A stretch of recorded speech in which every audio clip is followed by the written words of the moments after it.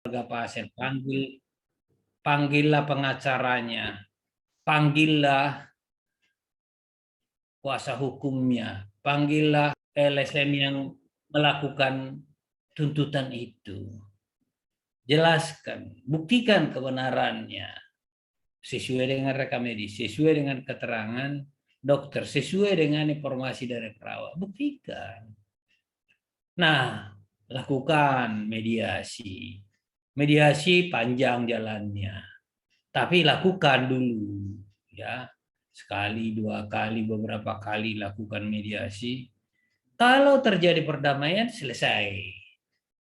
Kalau terjadi perdamaian, saudara berkewajiban untuk rumah sakit membuat suatu berita acara atau lazim kita sebut dengan akta pandading, akta perdamaian, akta berita acara. Ditulis di situ akta pandading, semacam perdamaian bahwa apa yang kami tuduhkan itu tidak benar. Nah, kira-kira seperti itu.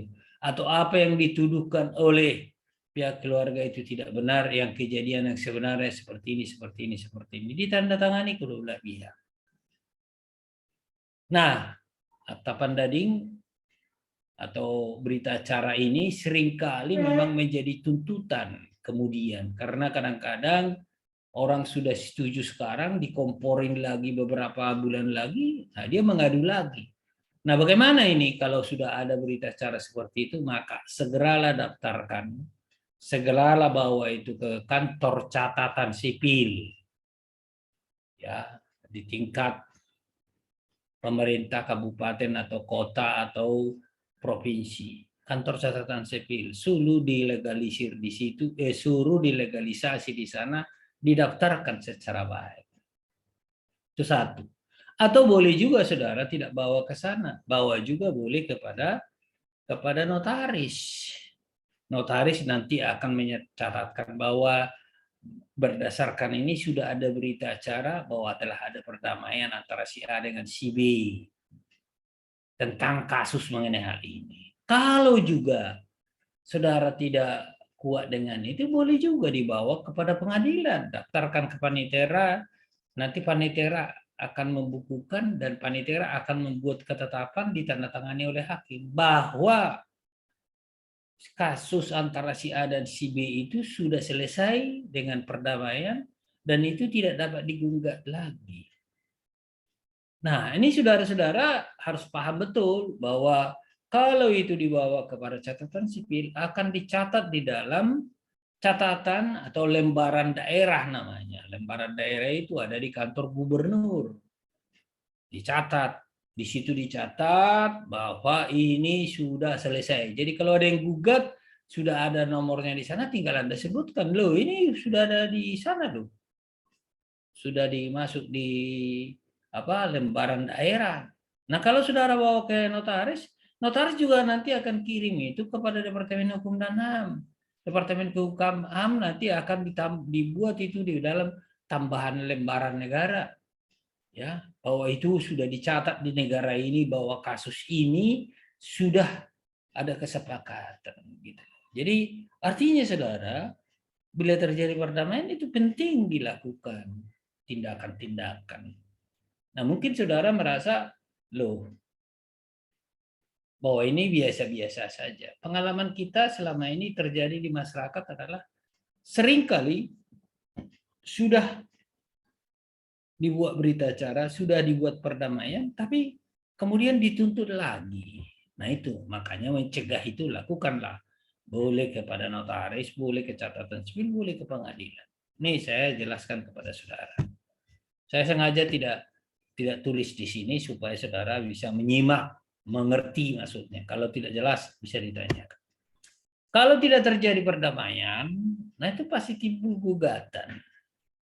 Timbul tuntutan, itu bisa banyak hal. Tadi kepada polisi bisa jadi, kepada pengadilan bisa jadi, ya, bisa ke MKK, bisa MKDKI, bisa juga kepada BPSK. Nah, kalau sudah sampai di sana, itu kalau saya pedik polisi, saudara harus hati-hati.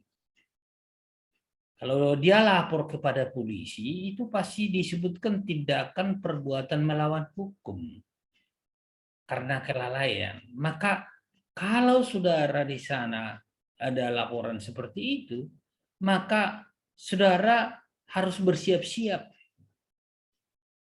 antisipasi panggilan dari polisi tadi dengan persiapan bukti. Ya, penuhi panggilan dengan kuasa hukum. Tentunya kalau sudah masuk ke polisi, sudah ke rumah sakit jangan lagi main-main. Jangan sendiri aja maju. Nanti saudara susah. Pengalaman saya beberapa kali membawa kasus seperti itu, kalau hanya rumah sakit biasanya itu pertanyaan-pertanyaan itu tidak bisa dijawab. Karena begitu dokter ketemu dengan polisi dia sudah gugup duluan, ya sudah nggak jelas begitu ditanya, apalagi pertanyaannya rasanya menohok, ya itu susah untuk dijawab. Nah untuk itulah perlu ada kuasa hukum untuk mendampinginya, ya. Dan juga buat bacalah, bawalah rekam medis, bacalah resume medis supaya jelas gitu, ya. Biasanya panggilan dari polisi itu ada beberapa macam. Ada panggilan warna putih, ada panggilan yang biru hijau muda, ada juga panggilan yang merah jambu. Kalau panggilannya putih biasanya saudara hanya diminta menjelaskan kasus itu secara umum. Tapi kalau sudah masuk yang hijau mungkin saudara dipanggil untuk dijadikan saksi. Dan kalau saudara dipanggil dengan warna merah jambu, biasanya itu adalah saudara dipanggil duluan saksi. Tapi lama-lama bisa nanti menjadi tersangka. Ini harus betul-betul diantisipasi. Karena kadang-kadang rumah sakit main selonong aja, udahlah kita pergi aja, berangkat tanpa apa-apa. Sampai di sana terjadi macam-macam, pusing sendiri. Ya, tuh. Nah, kalau sampai di polisi, buktikanlah, ya, buktikanlah dengan pemeriksaan yang benar, ya. Kalau sampai di polisi juga, saudara harus mengajukan supaya pihak keluarga itu atau pihak rumah sakit melakukan second opinion terhadap kasus itu. Ya, bagaimana pendapat orang lain dan bagaimana pendapat kedua terhadap kasus tersebut. Ini adalah kekuatan bagi rumah sakit. Ya, kadang-kadang bisa kita dipersalahkan habis-habisan, tapi kalau ada pendapat kedua, oh ternyata ahli yang sana mengatakan memang itu sering terjadi. Misalnya Stephen Johnson, ya itu. Baru kalau tidak ada masalah, dipanggil di polisi, ya sudah, minta di SP3, jangan dibiarkan. Kadang-kadang rumah sakit juga sering, oh, sudah selesai kasusnya, dibiarkan. Tapi tidak diminta SP3 dari polisi. Akhirnya 2 tahun muncul lagi, ya toh? Atau 5 tahun kemudian muncul lagi. Wah itu bahaya, ya. Saudara-saudara harus paham itu. Nah, kalau sudah biasanya dari polisi diproses, itu akan nanti masuk ke kejaksaan. Di kejaksaan baru ditetapkan penyidikan. Kalau penyidikan itu pasti nanti dengan 2 bukti yang cukup, ya pasti ditetapkan siapa yang menjadi tersangka. Ini hati-hati. Kalau tersangka mungkin juga dilakukan penahanan, ya. Bila terjadi penahanan itu juga bahaya, ya. Upayakan jangan terjadi penahanan supaya masalah-masalah seperti itu bisa diselesaikan dengan baik, ya. Nah ini kira-kira teman-teman, ya. Baru nanti dari situ kalau sudah dari kejaksaan, ya, baru nanti akan dimasukkan dalam persidangan, proses pengadilan. Proses pengadilan cukup panjang, ya. Dilimpahkan kepada pengadilan gugatan dari ini, maka dibentuk panitia majelis hakim, baru nanti adu argumentasi. Nah ini nih kalau sidang begini sih belum tentu selesai. Pengalaman saya pernah Di Bengkulu selesainya sampai 2 tahun.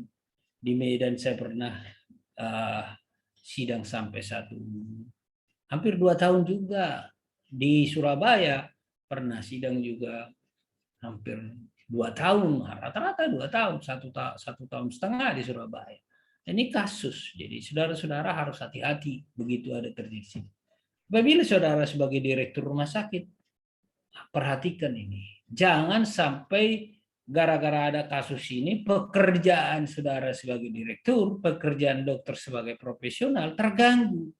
Oleh sebab itu ada baiknya itu diserahkan aja kepada kuasa hukum, tapi dimonitor. Itu teman-teman, kalau dilakukan dengan cara litigasi.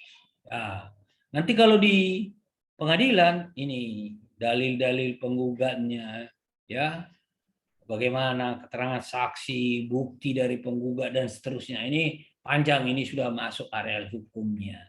Jadi teman-teman sekalian tolong diperhatikan bagaimana mengusahakan kasus itu tidak dibawa kepada ranah pengadilan. Ya, kalau ke pengadilan saya yakinkan itu pasti sulit. Satu, nama dokternya tercemar, rumah sakitnya juga tercemar, belum tentu salah, ya, tapi dugaan orang sudah salah, ya, nah, itu bahaya ya. Terus kemudian itu prosesnya panjang, membutuhkan biaya, membutuhkan tenaga yang lama. Nah, kalau ada kasus seperti itu, biasanya kita mencoba untuk menanganinya, mencoba menganalisisnya secara mediko-legal. Jadi kita harus betul-betul memperhatikan ini. Dianalisis kasus secara mediko-legal, di mana posisi hukumnya. Jadi biasanya kalau ada kasus seperti ini kita duduk dengan profesional, misalnya dokter ahli X, kita diskusi apa yang terjadi sebetulnya. Ini kasus ini sebetulnya hitam enggak? Kalau hitam maksudnya apa? Kasus ini ada enggak kekeliruan yang dilakukan oleh rumah sakit atau dokter atau perawat? Kalau ada itu kasus hitam. Kasus hitam itu upayakan non litigasi. Nggak usah masuk ke pengadilan. Upayakan dengan segala cara. Kalau kasus itu abu-abu, artinya nggak jelas sebetulnya bahwa ini sebetulnya bukan kesalahan terdapat pada pihak rumah sakit atau tenaga kesehatan. Ada juga diakibatkan oleh keluarga atau pasien. Itu abu-abu. Ya, itu juga lu usahakan masuk litigasi. Nggak usah panjang lebar membicarakan itu. Usahakanlah litigasi bagaimana. Biasanya itu adalah kerjaan para lawyer untuk diskusi dengan lawyer dari pihak lawan, bagaimana menyelesaikannya dengan baik. Tapi kalau kasus ini kita dituduh yang macam-macam, ya sudah nggak apa-apa, kita hadapin dengan litigasi. Ini ya. Kemudian yang kedua, kalau itu sudah sampai kepada polisi, persoalan kepada polisi, maka kita analisis juga dengan kasus mediko-legalnya. Kita undang konsultasi dengan perhimpunan profesi supaya nanti menjadi saksi ahli, dan kita undang juga konsultasi hukumnya advokat. Nah, kita ketemu di polisi. Nanti di polisi ini diadu oleh polisi dua-duanya. Bagaimana argumentasi dari polisi, argumentasi dari pengacara, dan argumentasi dari ahli. Nah, disinilah ditentukan maju atau mundur atau stop perkara itu di sini. Maju atau stop perkara di sini ditentukan. Nah, kalau perhimpunan profesi mengatakan bahwa ini tidak terdapat apa-apa, ya biasanya polisi mendengarkan itu. Tapi polisi pasti lakukan second opinion kepada dokter lain. Nah, ini seringkali memang teman-teman profesional dokter tidak sependapat antara satu dengan yang lain. Itu yang mengakibatkan kita sering terjadi masalah.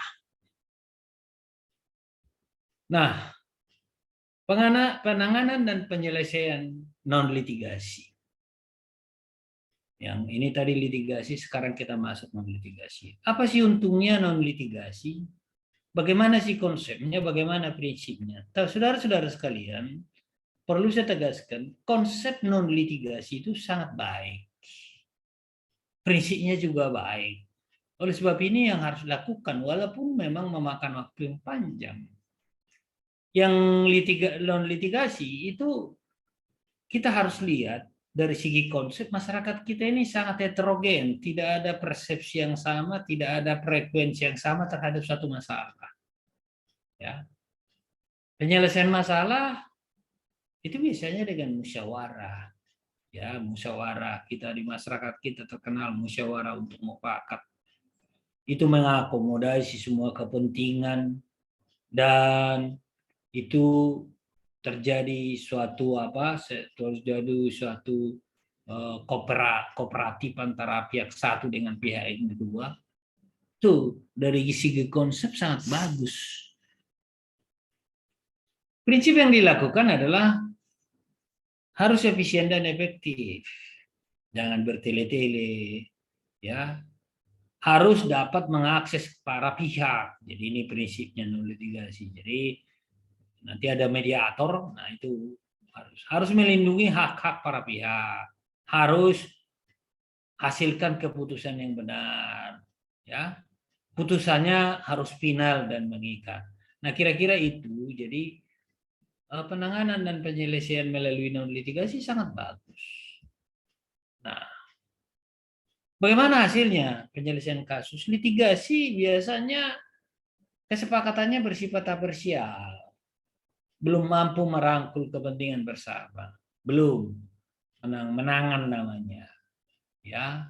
Itu juga sangat tergantung kepada persepsinya hakim melihat kasus itu, ya.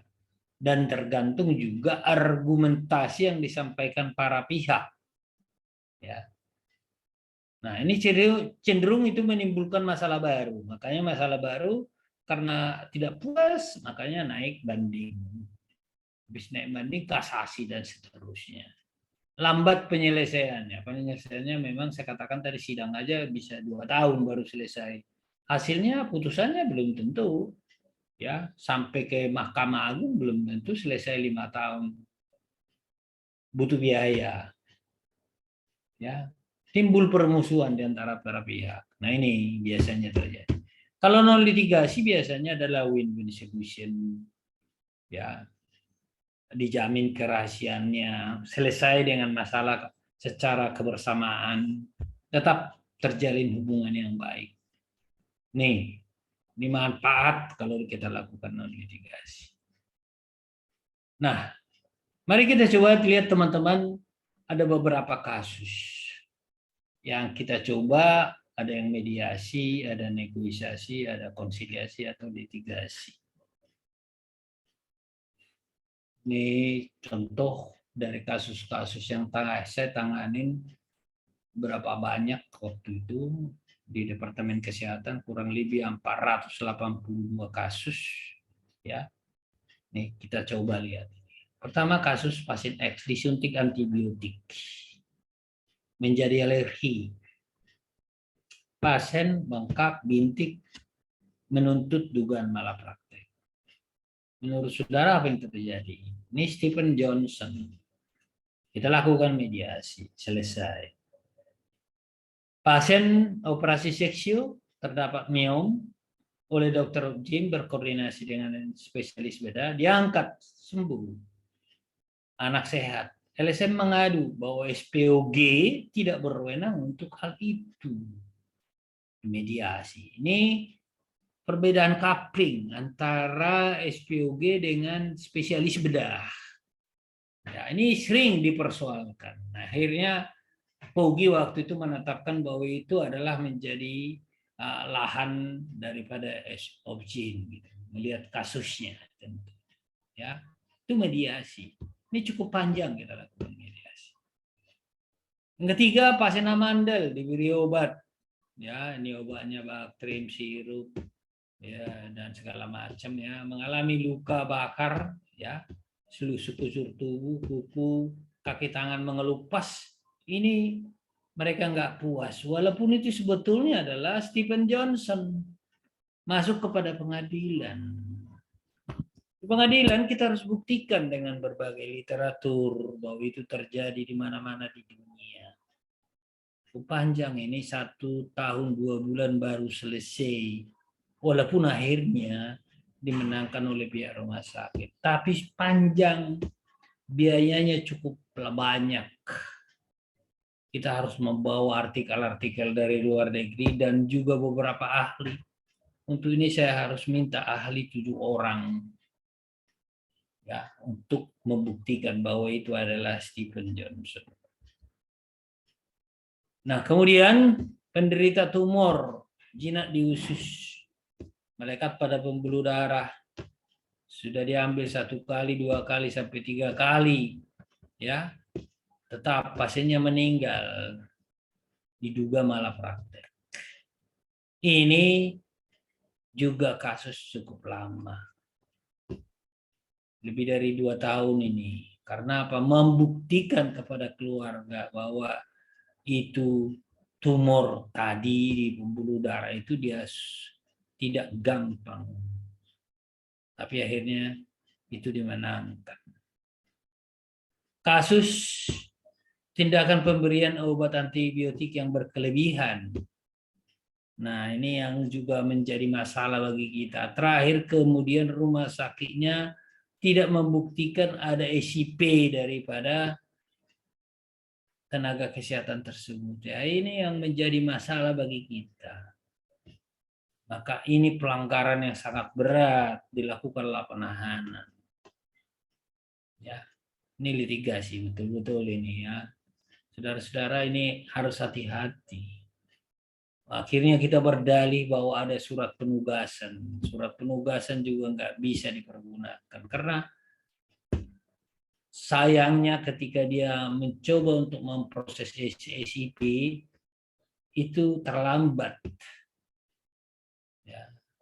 Jadi dia mestinya sudah proses, begitu dia bekerja di rumah sakit, dia proses.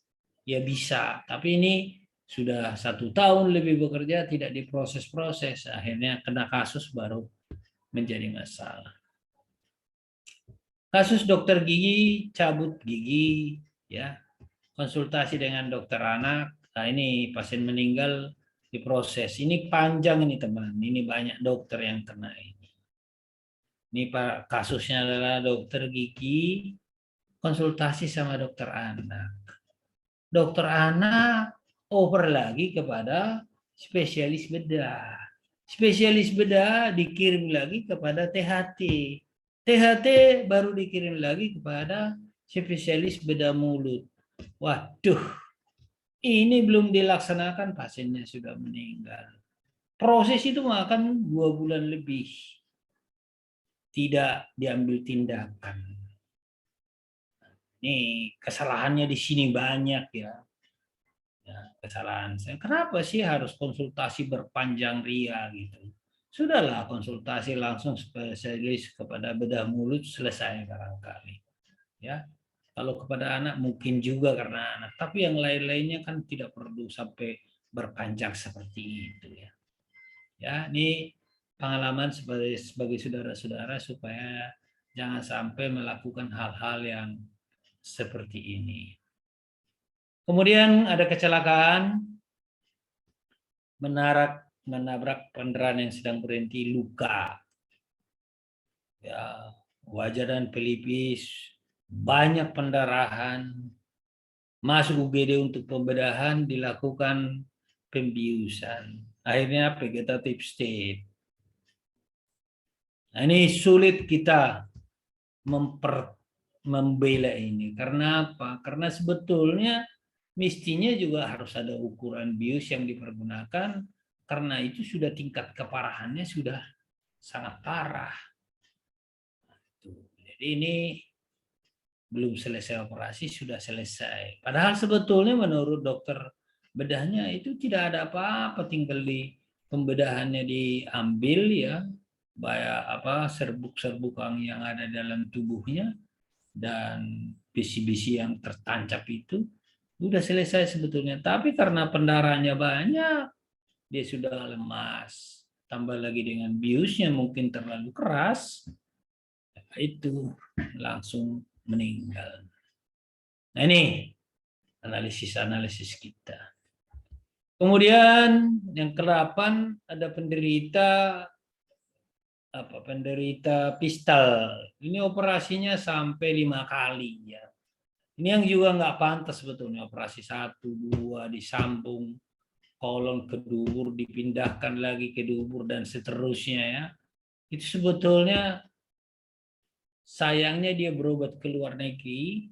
Di luar negeri diganjurkan bahwa sebetulnya tidak perlu lagi dioperasi, cukup dirawat aja. Tapi ada kata-kata dari sana bahwa ini terdapat kesalahan yang dilakukan oleh dokter. Nah ini keterangan dari luar negeri. Walaupun dia sulit membuktikan mana keterangan dari dokter yang bersangkutan dan atas nama siapa gitu. Cuma dia hanya menyebutkan aja ada penjelasan dari dokter luar negeri bahwa ini adalah kesalahan dokter. Tapi dia nggak bisa buktikan. Ini makan waktu dan ini menghebohkan pada saat itu. Saudara-saudara, itulah contoh yang betul-betul membuat kita jadi campur tangan dari luar itu terlalu ketat. Dan itu dokter pengadilan juga kadang-kadang hakimnya juga mendengarkan bahwa itu ada di luar negeri, maka katanya ini salah. Tapi mana buktinya? Ada tertulis apa enggak? Nah, itu ya.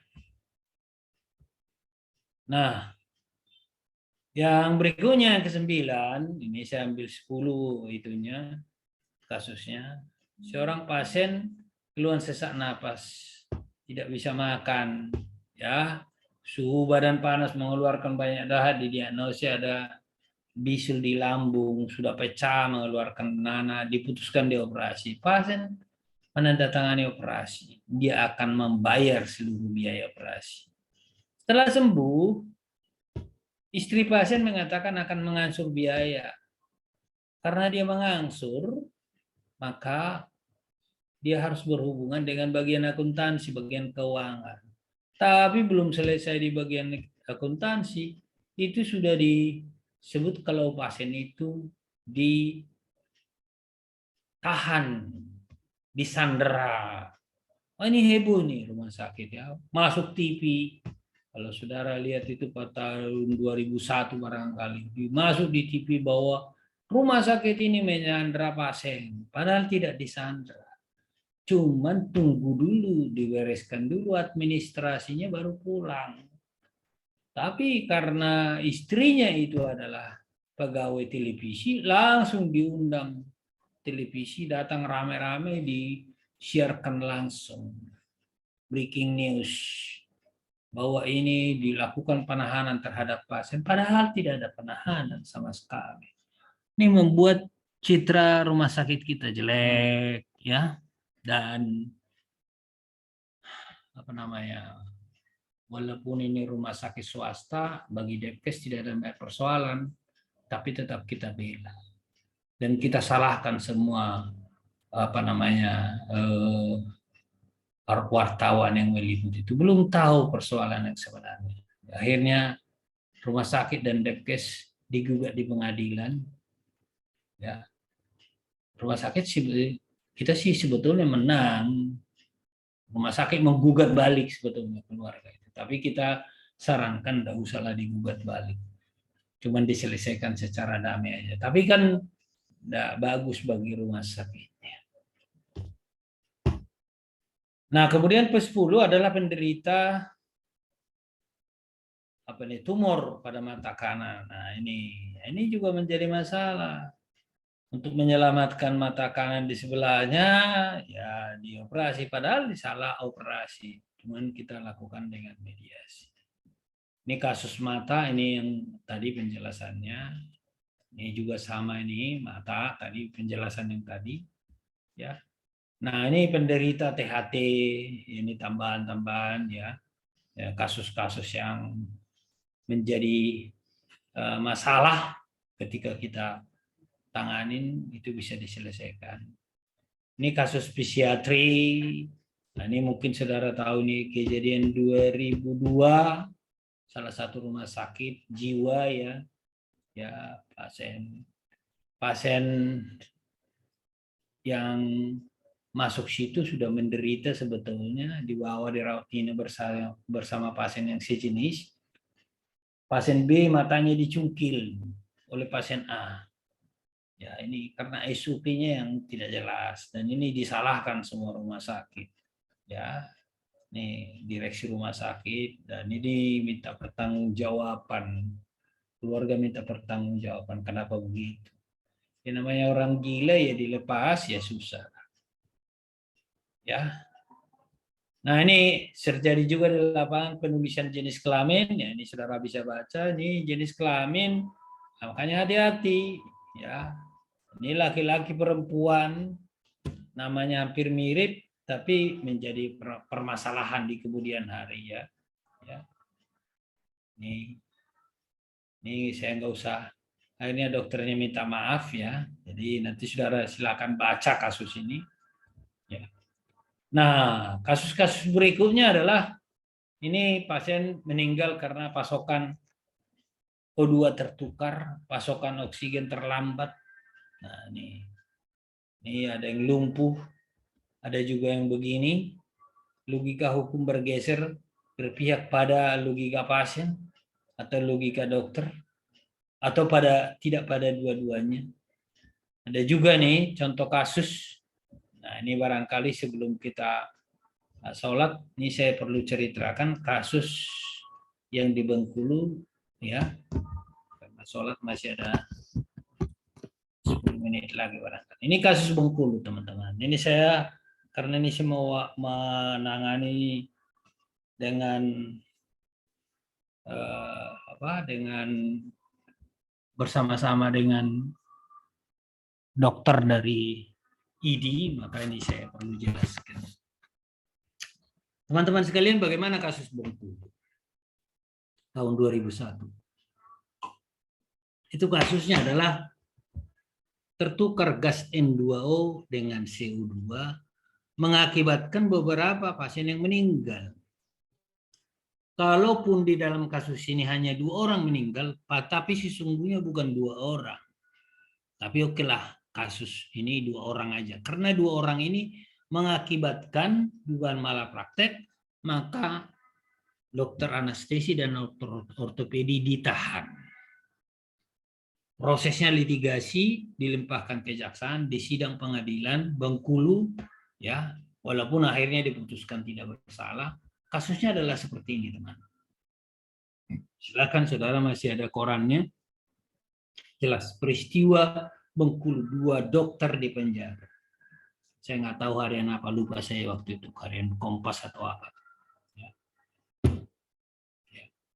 Nih ditahan. Kasusnya adalah ini. Inilah tabung yang bermasalah.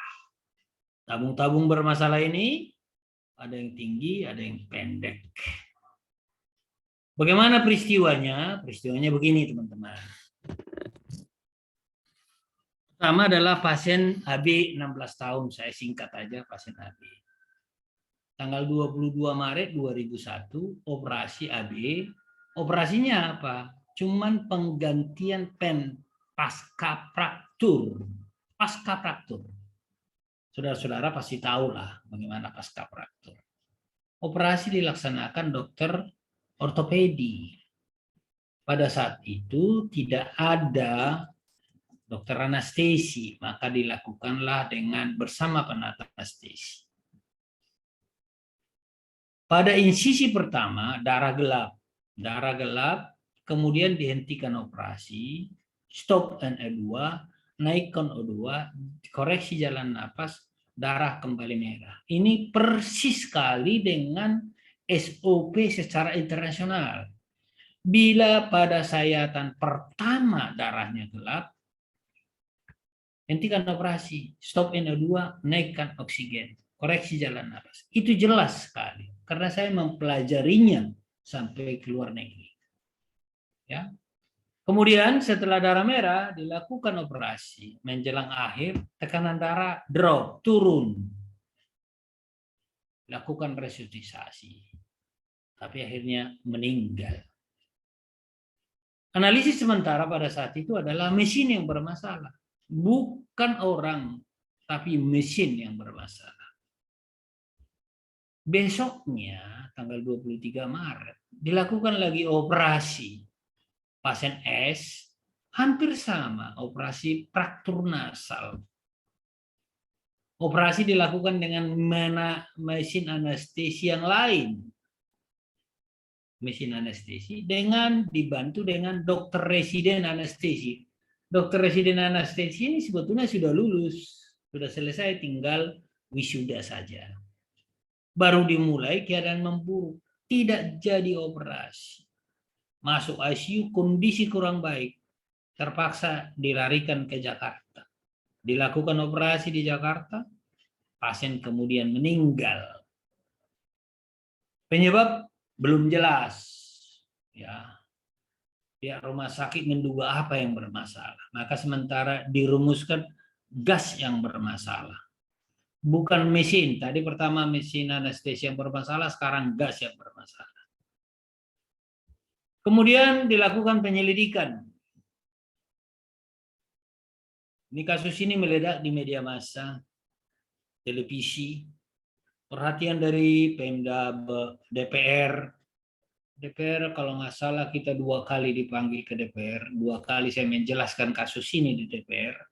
Karena secara kebetulan kasus ini saya ditugaskan oleh Depkes sebagai lawyernya, dan Dr. Budi Sampurno, Profesor Dr. Budi Sampurno dari IDI. Jadi saya cukup dekat dengan Pak Pungki panggilannya, Pak Budi Sampurno. Kita menangani kasus ini. Kita dipanggil dan saya jelaskan kasusnya secara medis. Prof. Budi yang menyampaikan. Di Kejagung kita ketemu dengan Jaksa Agung, ada 3 kali barangkali, dengan Menteri ya mungkin nggak tahu berapa kali dengan Menteri. Kita diskusikan.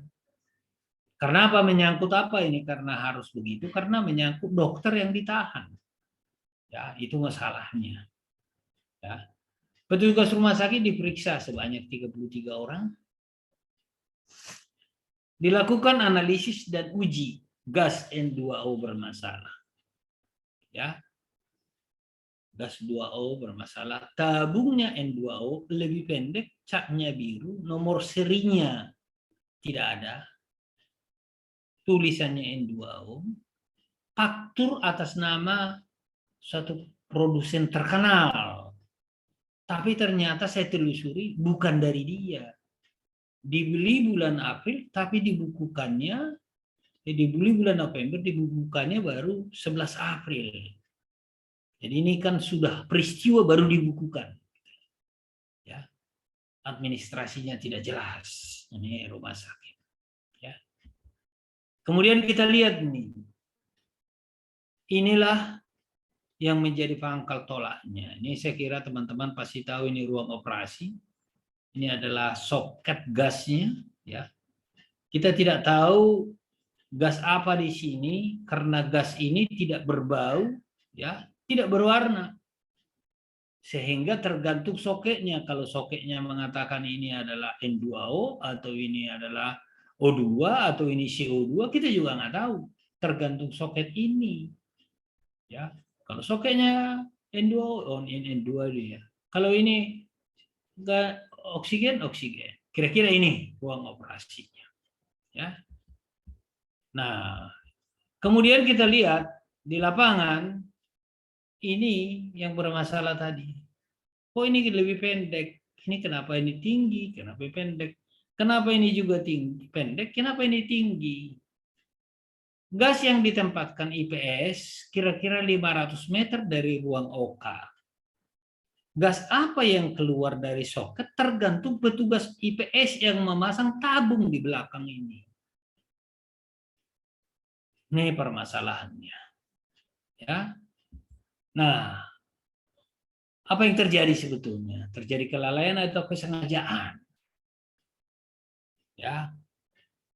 Pertama kita lihat, telusuri proses pengadaan dan pengisian.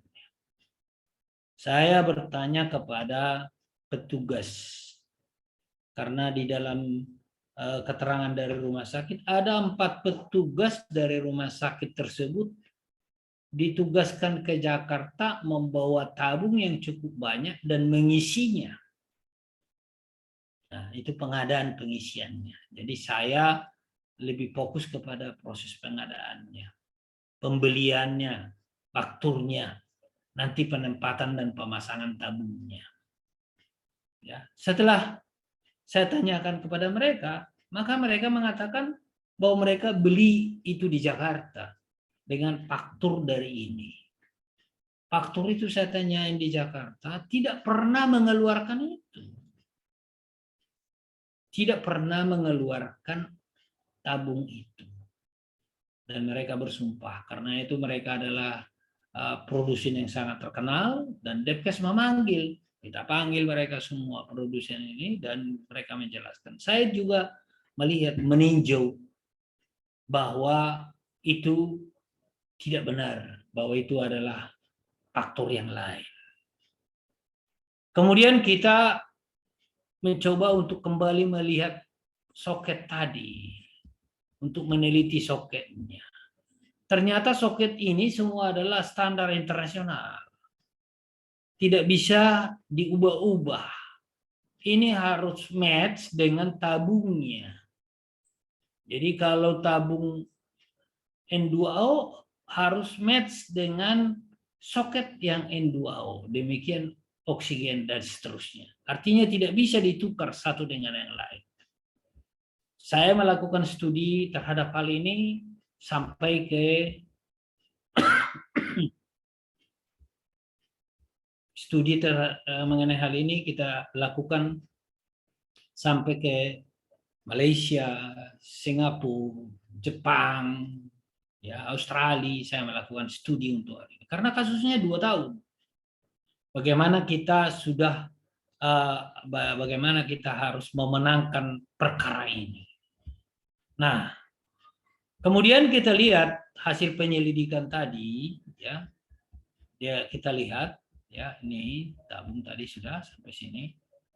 Pembelian gas dan pengisiannya, ternyata dia bilang bahwa itu adalah berdasarkan alamat yang dikasih oleh petugas itu adalah di daerah Manggarai.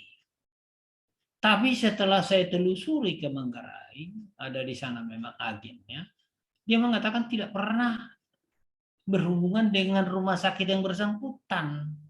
Tidak pernah ada pengisian dari rumah sakit yang bersangkutan. Dan tidak ada tercatat bahwa tabung mereka keluarkan untuk rumah sakit itu. Sehingga saya curiga di mana sebetulnya diisinya. Karena keempat orang ini juga sulit dan berbelit-belit, maka saya minta bantuan polisi. Maka pada malam hari polisi memanggil mereka. Sudah jam 2 pagi, ya, panggil dari siang, dibiarkan dulu sampai mereka lelah, sampai jam 2. Mulai jam 2 kita tanyain kepada mereka. Saya tanya jam 2 pagi. Sebetulnya Anda isi di mana? Dia bilang kami isi di Jakarta. Di Jakarta di mana? Tolong ceritakan jalannya. Mereka menceritakan jalannya. Setelah ceritakan jalannya, saya bilang bukan ke Manggarai. Kalau itu kau bilang ke situ, tidak. Karena jalan yang saudara sampaikan itu malah lari ke arah Pasar Minggu. Saya curiga di mana ada agennya di Pasar Minggu, kita cari tidak ada. Akhirnya saya minta kepada polisi untuk mengawal mereka untuk bawa ke Jakarta, menunjukkan di mana dibelinya. Akhirnya setelah kita dapatkan, ya maka ditunjukkanlah bahwa mereka isi di daerah Mampang Perapatan. Di situ ada tukang las. Jadi tabung yang tadi dibawa dari Bengkulu diisinya di tukang las di Mampang Perapatan. Gas apa yang terisi? Maka kelihatanlah isinya adalah CO2. Nah, oleh sebab itulah kita mengatakan kepada pengadilan bahwa ini kesalahan adalah di pihak pengisian. Tapi apa yang terjadi teman-teman? Di dalam pengadilan tidak segampang itu. Karena mereka meneliti itu, dalam persidangan fakta hukumnya pembelian gas bukan dari agen resmi. Tapi mereka punya alibi bahwa itu dibeli di agen resmi. Fakturnya dipalsukan. Tabung gas tidak bermerek. Ya. Akhirnya pada sidang terakhir majelis hakim mengatakan bahwa akan diputuskan 2 minggu yang akan datang. Sebelum diputuskan 2 minggu yang akan datang, saya menyampaikan interupsi kepada hakim, saya mengajukan permohonan. Pak Hakim yang mulia, sangatlah kita berdosa kalau kita menghukum orang yang tidak bersalah. Bagaimana kita mempertanggungjawabkan di akhirat? Apa yang bisa disampaikan kepada malaikat kalau ditanya, kenapa kita menghukum orang tersebut? Para filsuf mengatakan lebih bagus melepaskan satu orang penjahat, ya, atau 1000 penjahat daripada menghukum orang yang tidak berdosa. Oleh sebab itu saya minta kepada hakim untuk melakukan sidang di tempat. Nah ini, akhirnya kita lakukan sidang di tempat, teman-teman. Sidang di sini. Saya menunjukkan kepada hakim bahwa inilah soket-soketnya. Kalau Pak Hakim mau coba ini, tapi kami tidak tanggung jawab. Ini tidak berbau, tidak berwarna. Tapi ini NO2, ini CO2, ini N2O, ini adalah CO2. Nah, tapi kalau isinya ini adalah menjadi CO2, kami tidak tahu. Dokter juga tidak tahu. Apakah dokter bisa dihukum karena dia tidak tahu isinya ini? Karena tertulisnya adalah N2O. Nah, kita cukup lama berdebat di situ.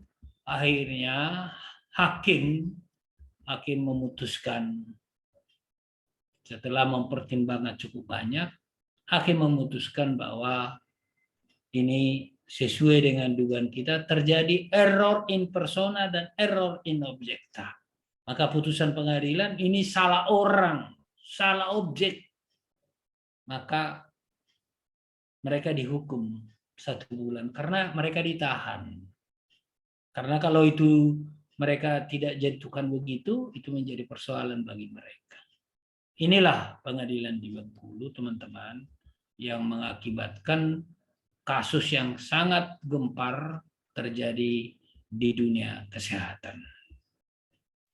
Saya kira itu teman-teman, kita istirahat dulu, kita sholat dulu karena sudah jam 18 Bengkulu. Kita kasus Bengkulu tadi kita sudah bahas. Sekarang bagaimana penanganan kasus medis di luar litigasi, ya, di luar litigasi. Nah, di luar litigasi teman-teman, atau lazim disebut dengan alternative dispute resolution, itu adalah proses penyelesaian sengketa, ya, ada 6 bentuknya. Ada 6 bentuk melalui cara-cara di luar pengadilan, IDR. Saya perlu tandaskan kepada saudara-saudara, kalau ada pelatihan tentang IDR, saya pikir tidak ada salahnya bagi saudara mengikutinya. Karena dia bicarakan yang 6 ini secara runtut. Dan itu pelatihan terhadap hal itu dengan contoh-contoh konkret. Ya, saya di sini hanya memberikan pemahaman-pemahaman aja. Karena kalau kita berikan dengan contoh-contoh konkret di sini banyak, ya, dan teknis-teknis pelaksananya itu mungkin makan waktu, ya, dan itu tidak cukup 1 kali 2 kali kuliah. Nah, cara-cara penyelesaian di luar pengadilan atau IDR adalah terdiri dari negosiasi, mediasi, konsiliasi, konsultasi, penilaian, dan pendapat ahli. Dan juga yang terakhir arbitrase. Mari kita teman-teman kita lihat satu-satu.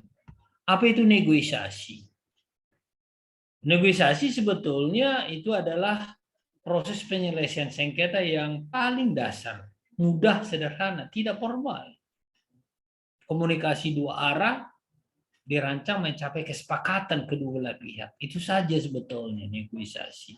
Nah, proses negosiasi ini sering kita lakukan, ya. Cuman pelaksanaan negosiasi ini sering kita tidak tahu bagaimana sebetulnya efeknya kalau itu dilakukan dengan tidak baik. Negosiasi itu adalah proses mencapai kesepakatan dengan memperkecil perbedaan, mengembangkan persamaan. Ingat ya, mengecilkan perbedaan, menyamakan persamaan, mengembangkan, memperbesar persamaan. Negosiasi itu ada dua macam. Itu tujuannya adalah untuk mencapai kepentingan masing-masing dan juga melahirkan suatu hubungan hukum yang benar. Jadi negosiasi ini sebetulnya sangat bagus kalau kita lakukan. Nah, mengapa perlu negosiasi? Adalah mengatasi konflik. Ya, itu cara untuk mencapai suatu kepentingan bersama. Ya, apa syaratnya untuk negosiasi? Ada isu kepentingan yang perlu dinegosiasikan. Apa yang perlu dinegosiasikan misalnya? Kalau ada dugaan malapraktek, apa yang mau dinegosiasikan? Negosiasilah dengan pihak keluarga. Kalau misalnya dia menuntut ini, tapi dia mengatakan terdapat kesalahan di kita, kita harus buktikan bahwa tidak ada terdapat kesalahan. Kalau akibatnya terjadi seperti itu, bukan kesalahan. Itulah dinegosiasikan. Pemahaman itu dinegosiasikan. Ada kemauan mengambil dan memberi. Jadi kita mengambil dan memberi. Jadi memberi, kita melonggarkan pemahamannya itu supaya sama-sama mempunyai persepsi yang sama. Ya, ada kepercayaan bersama terhadap satu hal. Nih negosiasi ya. Jadi negosiasi ada ciri-cirinya, ya. Ciri-ciri negosiasi melibatkan para pihak, mengandung konflik yang perlu diselesaikan, menggunakan tawar-menawar, bertemu, bertatap muka. Ini saya kira saudara-saudara sudah sering melakukan hal ini. Ya.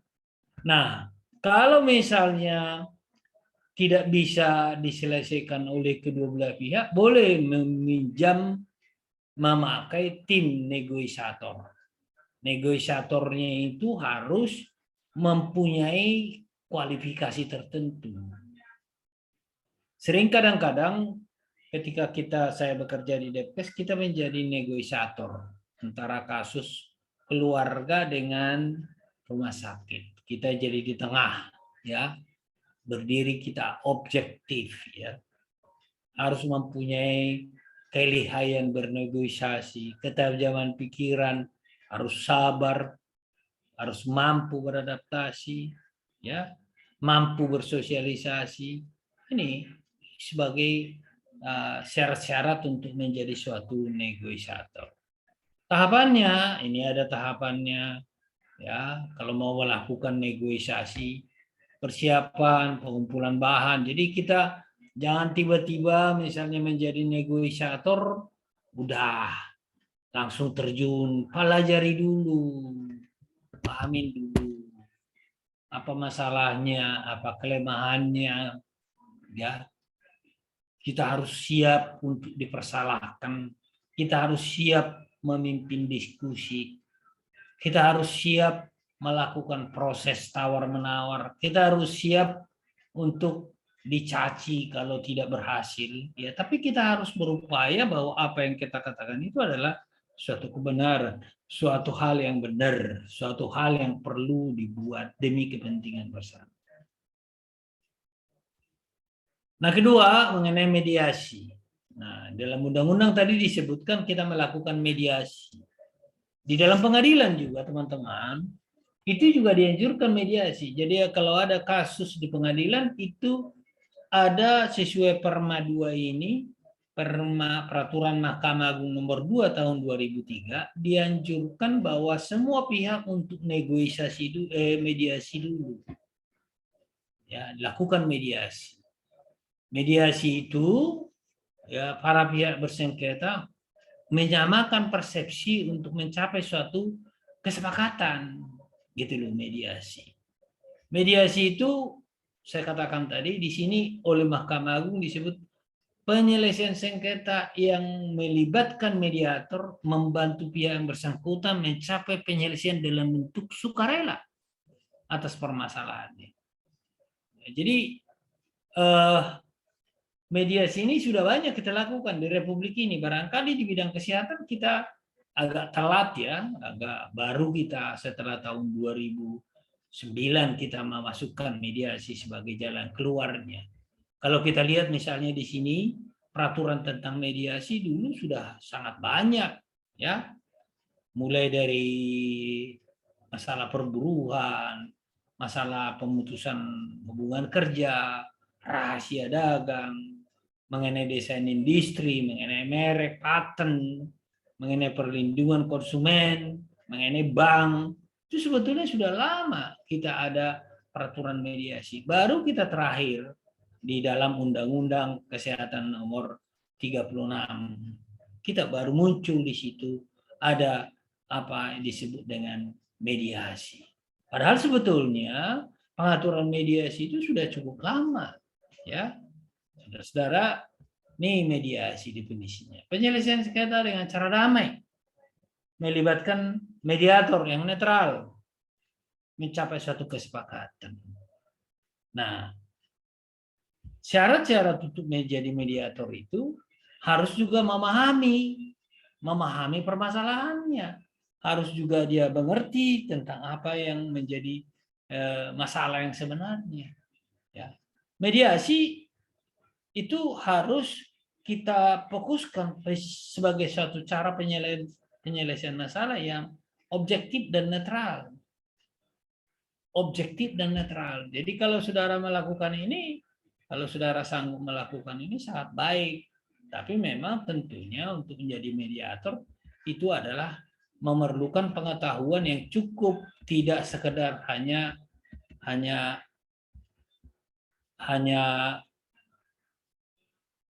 apa namanya asal-asalan gitu. Unsur-unsur mediasi adalah ada suatu proses, ada para pihak ya, itu harus ada mediator, mediator harus mempunyai kewenangan mengambil keputusan, mediator harus dipercaya kepada kedua belah pihak, itu ya kuncinya itu, mediator harus dipercaya kedua belah pihak. Nah, mediator ditunjuk para pihak. Ya, mediator itu bisa dilakukan di berbagai kegiatan. Ya, di lembaga penyelesaian arbitrasi juga dipergunakan mediator, di bank juga dipergunakan mediator, ya. Tapi orang yang betul-betul menguasai. Oleh sebab itulah seorang mediator itu harus mempunyai syarat ini, ya. Dan itu untuk seorang mediator biasanya itu dibayar cukup mahal gitu, ya. Artinya ada imbalan tersendiri lah. Kalau sekarang menurut yang saya tahu menjadi mediator suatu perkara itu perkara di bidang kesehatan misalnya itu kira-kira antara 25 sampai 50 juta, 40 juta gitu ya. Saya pernah jadi mediator satu kasus, ya saya dibayar oleh mereka sesuai ketentuan itu. Tapi dengan catatan kita harus menjadi mediator harus mampu membangun kepercayaan. Jadi kita harus dipercaya oleh kedua belah pihak. Kita mampu menganalisis persoalannya, konfliknya. Kita juga harus mengumpulkan informasinya dan juga kita harus mendengarkan semua, ya.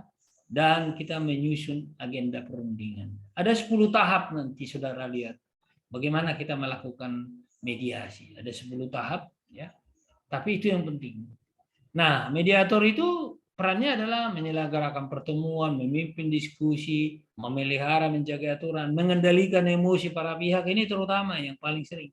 Sering berdebat, jangan terlibat di dalamnya. Harus mampu mengendalikan emosinya. Ya, ini perlu pengetahuan yang luas, perlu pemahaman saudara terhadap kasus tersebut luas dan dipercaya oleh mereka. Fungsi mediator ini tadi menganalisis konflik, ya, mendorong komunikasi konstruktif, memfasilitasi perundingan, mendidik para pihak, memberdayakan para pihak, memberikan tekanan pada para pihak untuk sepakat, mendorong supaya lebih realistis, menasihati dan mengevaluasi, dan mengakhiri itu mediasi. Nah, mediator itu menjadi katalisator, menjadi edukator, menjadi translator, menjadi penterjemah, menjadi narasumber, menjadi juga agen realitas, dan ini semua harus kita bisa perankan di dalam kasus tersebut. Nah, apa keuntungannya daripada mediasi? Itu pasti lebih mudah, lebih cepat, terdapat kesepakatan, tercapai hubungan yang baik, ya. Ini keuntungan mediasi. Nah, ini mari kita lihat langkah-langkah yang pertama. Tadi membangun kepercayaan. Ada 10 tadi langkah, saya sudah sebutkan 10 langkah. Ini ada 10 langkah, ya. Kita lihat pertama-tama. Membangun kepercayaan. Ini yang pertama. Bagaimana membangun kepercayaan? Itu dilakukan dengan cara memperlihatkan perhatian terhadap permasalahan, menghargai, menghormati para pihak. Kita netral. Itu pertama. Kedua, menganalisis konfliknya. Analisis awal proses itu, masalah itu. Mendiagnosis musababnya. Jadi kita harus mengerti persis kasus itu. Jadi setiap pertanyaan kita harus bisa jawab terhadap hal itu.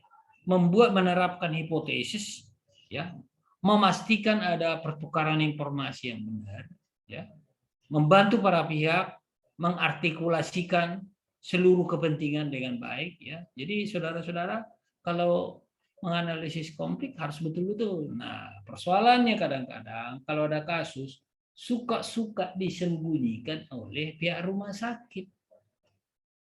Jadi kalau saya jadi mau mediatornya, saya bilang, ya kalau saudara-saudara menutupi masalah, saya nggak bisa memahami persoalan dengan sesungguhnya. Jadi harus dibuka dengan benar dan diberikan kebebasan dan mereka berterus terang.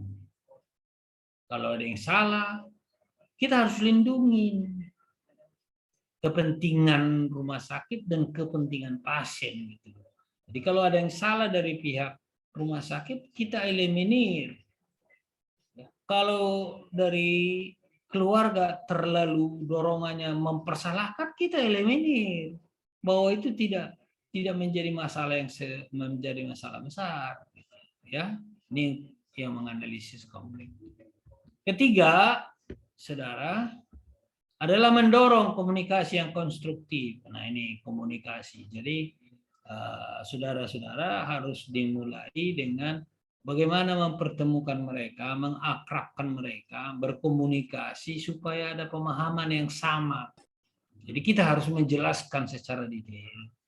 Kita harus membangun bagaimana mereka itu supaya dapat mempunyai persepsi, pandangan, pemahaman yang sama terhadap kasus itu. Jangan berbeda-beda. Ya, biasanya kan orang selalu mengatakan keuntungan dia, selalu mengatakan bahwa dia yang paling benar, tidak mau menyalahkan dirinya sendiri, tidak mau menyalahkan pihak dia, tapi pihak orang lainnya yang salah. Nah, keempat, memfasilitasi perundingan. Nah, ini problem solvingnya di sini kita fasilitasi. Saya pernah ada pertemuan satu kasus di satu rumah sakit, saya 3 bulan menyelesaikannya. Ada kurang lebih 7 atau 8 kali pertemuan saya lakukan. Akhirnya berhasil, ya, berhasil dan selesai dengan baik, ya. Rumah sakit tidak digugat dan juga para keluarga juga menyadari bahwa ini adalah kehendak Tuhan, ya, bukanlah karena kemauan daripada dokter atau kesalahan dari dokter, ya. Memisahkan hal-hal personal dalam masalah substansial. Jadi jangan dibawa masalah-masalah pribadi. Kemudian mendorong para pihak, mendidik para pihak. Jadi kita didik mereka untuk satu pemahaman, ya, satu frekuensi. Memberdayakan para pihak juga harus diberdayakan supaya mereka dapat melakukan apa yang seharusnya dilakukan. Jadi membantu mereka, ya, supaya mereka bisa. Misalnya ini kalau kita mau melakukan mediasi antara karyawan dengan institusi, ini juga sering yang selalu dipersalahkan adalah pegawainya, dan yang pada posisi terendah adalah pegawainya. Nah, ini kita harus berdayakan mereka supaya mempunyai hak yang seimbang, ya. Itu kira-kira. Kemudian meningkatkan upaya penyelesaian sengketa. Ini kita tingkatkan upaya penyelesaian sengketa itu bagaimana, ya. Kita dorong mereka, kita kasih waktu yang mereka untuk berpikir dengan cepat, berpikir dengan cerdas, ya. Dan kita harus menunjukkan bahwa ada risiko-risiko kalau ini tidak terjadi kesepakatan. Mendorong supaya lebih realistis. Realistis artinya kita juga harus mengatakan apa yang sejujurnya, ya, realistis. Jadi kepada keluarga, kepada pasien, kepada rumah sakit juga realistis. Ini kerugian-kerugian. Jadi kita mencoba untuk meredam masalah-masalah yang selalu emosional, ya. Kita harus mencoba untuk lebih realistis kepada kondisi yang dihadapi masing-masing. Kemudian menasihati dan mengevaluasi. Jadi kita evaluasi, mereka kena nasihatin supaya ada kesepakatan. Dan terakhir adalah kita mengakhiri mediasi. Kalau berhasil kesepakatan sangat bagus. Kalaupun tidak terdapat kesepakatan, kita tetap mengakhirinya dengan baik, ya. Jadi kita betul-betul di dalam hal ini harus betul-betul memperhatikan bagaimana cara melakukan mediasi. Konsiliasi yang ketiga. Konsiliasi adalah permufakatan penyelesaian sengketa dengan cara musyawarah. Nah, kalau konsiliasi, kalau ada misalnya rumah sakit yang nuntut, ya, kemudian sudah ada persamaan persepsi, ya kita lakukan konsiliasi, musyawarah, ya, supaya jangan ada sakit hati antara satu dengan yang lainnya. Ini konsiliasi juga dianggap sebagai satu penyelesaian sengketa, ya. Kemudian konsultasi itu mengkonsultasi. Kalau konsultasi sekarang itu cukup banyak, ya, para konsultan di bidang masing-masing, ya. Jadi merupakan tindakan yang bersifat personal antara pihak tertentu yang disebut dengan klien dengan pihak lain dengan sebagai konsultan. Jadi saudara juga bisa jadi konsultan, ya, terhadap masalah-masalah di bidang kesehatan, bisa menjadi konsultan, ya. Nih. Kemudian pendapat ahli. Nah, ini pendapat ahli ini juga bisa menyelesaikan masalah. Biasanya ahli tahu persis masalahnya, tahu persis juga jalan keluarnya, maka untuk itu bisa menyelesaikan. Yang terakhir arbitrasi. Arbitrasi juga bisa kita lakukan, ya. Dilakukan. Itu adalah penyelesaian perkara dengan cara-cara yang bijaksana, ya. Arbitrasi itu adalah cara penyelesaian sengketa di luar pengadilan didasarkan perjanjian. Jadi kalau di sini lebih kepada pokok dibuat perjanjiannya, arbitrasi, ya. Ini ada arbitrasi dalam atau arbitrasi luar negeri. Kira-kira itu teman-teman, ya, yang bisa saya sampaikan. Yang non mediasi, kalau ada pertanyaan monggo silakan teman-teman. Silakan kalau ada yang mau ditanyakan. Ada yang mau bertanya? Atau sudah pada kelihatannya pada senyap semua, ya, pada tidur, ya, pada ini, pada sibuk, ya. Halo? Bapak. Ya, Pak. Ada yang mau bertanya? Yang kedua adalah kita bicara soal peranan komite medik dalam meningkatkan profesionalisme dan mutu ya, mutu layanan di rumah sakit. Ini perlu kita ketahui bersama bahwa peranan komite medik ini kan mengalami pasang surut. Ya, mari kita lihat bagaimana peranan komite medik pada saat ini. Di pengaturan komite medik selama ini, kembalinya komite medik dan bagaimana pengaturan tugas, fungsi, dan wewenang komite medik. Kita mulai tata kelola, saya pikir saya tidak perlu cerita lagi tata kelola karena di awal sudah pernah kita diskusikan. Nanti juga bagian terakhir tata kelola kita akan bahas secara khusus. Kemudian kita mulai lihat pengaturan komite medik. Teman-teman sekalian, pengaturan komite medik dulunya itu baru kita mulai lakukan di Departemen Kesehatan pada tahun 95. Saya sangat ingat betul waktu dicoba untuk membentuk komite medik. Saya ingat Dirjen memanggil kita dan memberikan arahan bahwa ada komite medik. Tapi seperti apa komite medik? Waktu itu kita tidak tahu. Ya, di rumah sakit pada waktu itu baru ada sekumpulan para profesional, ada mereka berkumpul untuk mendrive pelaksanaan kegiatan di rumah sakit bersama-sama dengan direktur. Tapi seperti apa itu komite medik belum bisa kita bayangkan. Oleh sebab itu kita minta beberapa narasumber dari berbagai rumah sakit, kira-kira seperti apa bagannya. Maka kita buatlah aturannya, ya pertama tahun 95, ya kita buat namanya apa itu tentang komite medik. Ini pertama kali loh ya, tahun 95. Tapi baru 4 tahun kemudian itu sudah mengalami perubahan. Karena banyak orang katakan tidak setuju dengan itu, kita harus rubah. Nah, 4 tahun 99 itu sudah dirubah. Nah, setelah tahun 99, 2005 itu juga mulai banyak orang menuntut bahwa perlu pengaturan staf medis dan komite medis. Wah, ini memang kita dinamis ya. Peraturan kita harus segera berubah. Ini teman-teman. Waktu itu dibuatlah komite medik di dalam Permenkes 631 seperti ini. Semua ketua SMF menjadi anggota komite medik. Dan di bawah komite medik ada namanya subkomite medik, subkomite ada 3, dan juga di bawahnya ada SMF. Ini dulunya ya. Dulu namanya SMF, staf medis fungsional. Kalau sekarang namanya itu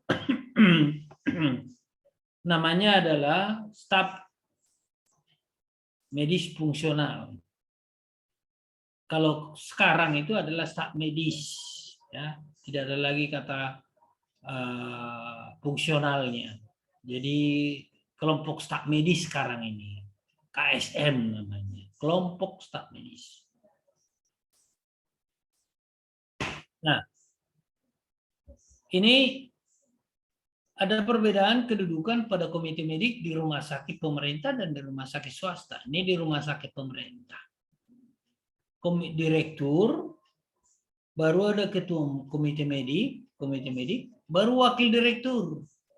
Jadi seolah-olah ini berada di bawah direktur, tapi di atas wakil direktur. Nah ini pada saat itu.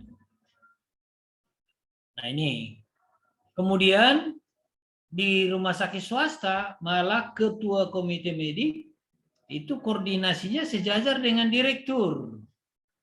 Seringkali ini menimbulkan masalah di rumah sakit swasta. Ketua komite mediknya adalah seorang dokter spesialis, konsultan, ya. Direkturnya adalah direktur dokter umum, lulusan Mars, dan bekas mahasiswanya dari ketua komite medik. Nah, ini kacau nih rumah sakit. Dan ini timbul banyak masalah di berbagai rumah sakit. Ya, di pemerintah seperti tadi, di swasta seperti ini. Nah, akibat itu apa? Komite dipergunakan seolah-olah serikat buruh, serikat dokter. Yang diurusin adalah kesejahteraan, pengadaan, sebagian urusan manajemen, itu yang diurusinnya. Jadi bukan profesi yang diurusinya. Kemudian ada ketimbul kecemburuan dari profesi lain, maka untuk itu didorong kita membuat pembentukan komite keperawatan. Ya, ini berkenaan dengan itu karena ini saya tahu persis karena saya ikut pelakunya di dalam hal ini. Kredensial itu dijadikan upaya lahan, mengamankan lahan. Ini kita teliti di berbagai rumah sakit bahwa komite medik itu mencari teman-temannya, mencari kelompok-kelompoknya, atau mencari alumninya. Satu alumni dengan dia, satu fakultas, atau bekas muridnya. Nah, itu yang dicari. Nah, mutu tidak ada yang ngurusin, mutu dan disiplin tidak ada yang ngurusin. Nah, itu. Sehingga rumah sakit itu menjadi sangat sulit untuk berkembang. Nah, kemudian ada upaya kita mengembalikan kepada kitohnya. Kita kembalikan aja kepada hakikat yang sebenarnya. Maka timbullah Permenkes 755. Permenkes 755 tentang penyelenggaraan komite medik tahun 2011 itu dibuat. Maka Permenkes tentang yang lain ini dicabut. Tidak diberlakukan lagi. 631 otomatis dicabut, tidak berlaku lagi. Maka terjadi di situ tujuan pengaturannya adalah mengatur tata kelola klinis, menjamin mutu pelayanan. Jadi ini sudah lebih mengarah. Nah, sekarang ini yang berlaku, menjamin mutu pelayanan, melindungi keselamatan pasien, pasien safety, mengatur penyelenggaraan komite medik di rumah sakit dalam meningkatkan profesionalisme staf medis. Ini tujuannya. Jadi 3 tujuan kita dibuat untuk komite medik ini. Ada memang komite medik itu menjadi suatu perangkat rumah sakit dalam tata kelola klinis, clinical governance, agar staf medis fungsional, ya, staf medis fungsional menjadi sekarang kelompok staf medis, ya, terjaga profesionalismenya. Jadi yang dijaga itu adalah profesionalismenya melalui kredensial, mutu, dan etika profesi. Jadi itu yang kerjaannya komite medik, tidak ngurusin yang tadi, pengadaan, enggak, manajemen, enggak. Tapi yang diurusin adalah bagaimana mutu pelayanan, bagaimana mutu profesi. Ya, itu kembali kepada hal itu. Nah, kemudian dibuatlah komite medik dengan susunan seperti ini. Ada ketua, ada sekretaris, ada anggota. Anggota itu terdiri dari 3 subkomite. Komite kredensial, komite mutu, komite etik, dan disiplin. Ini yang berlaku sekarang dan semua rumah sakit saya pikir harus melaksanakan ini. Ya.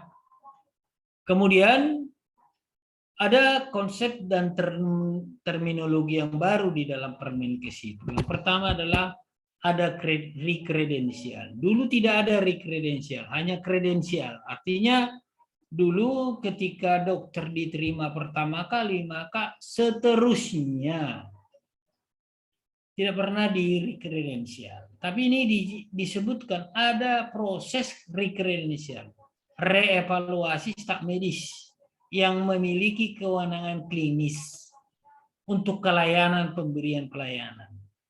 Jadi sekali 5 tahun sebetulnya harus dilakukan rekredensial.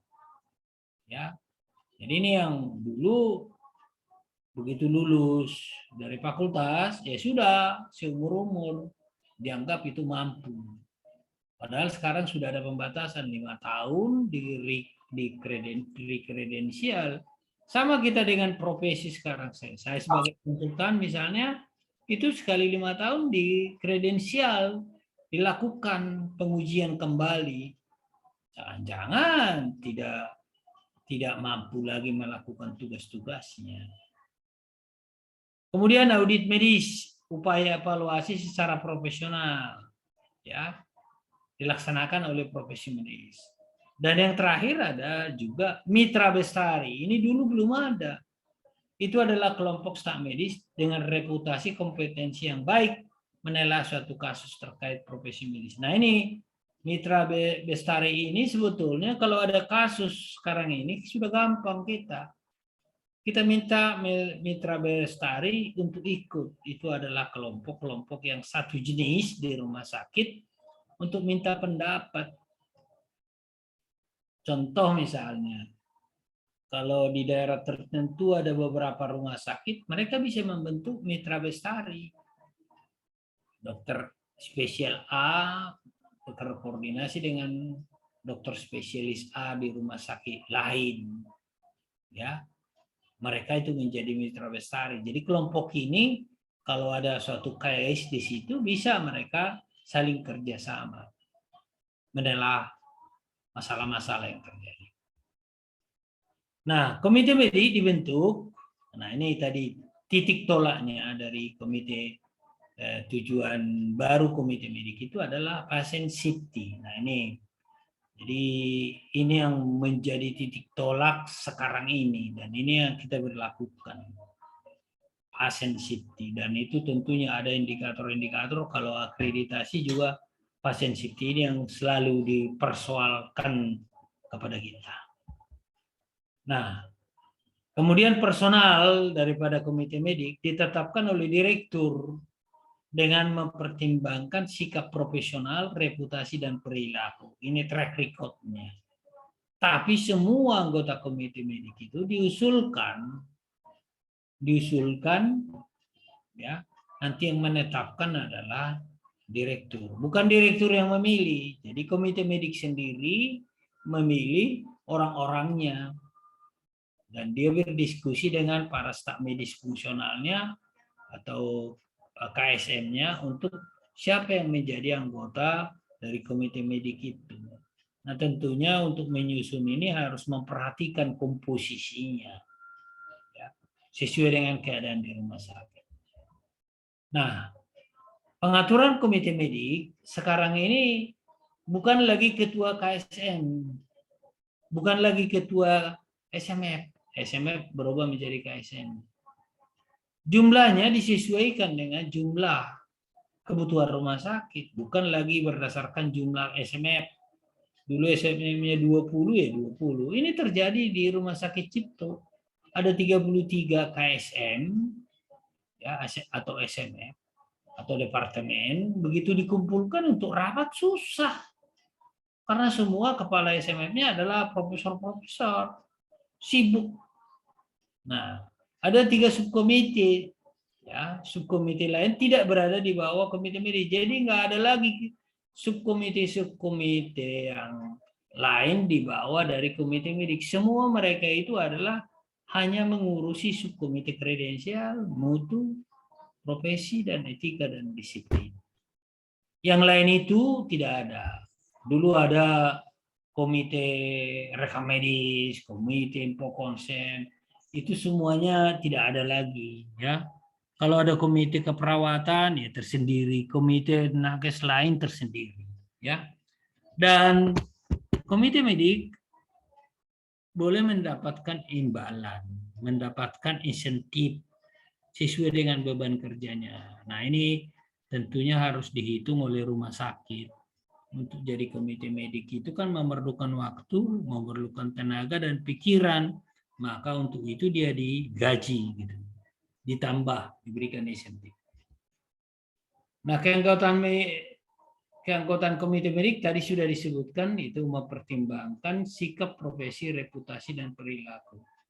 dan memperhatikan usulan dari KSM. Jadi tadi saya sudah jelaskan, KSM yang mengusulkan kepada komite medik meneruskan kepada direktur.